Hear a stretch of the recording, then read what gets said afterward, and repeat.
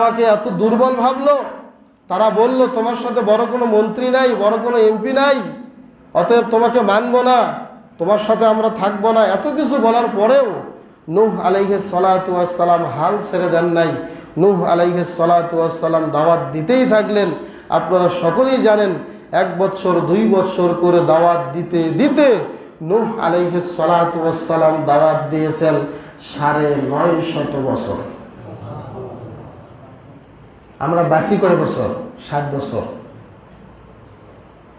950 বছরে নূহ আলাইহিস সালাতু ওয়াস সালাম দাওয়াত দিলেন।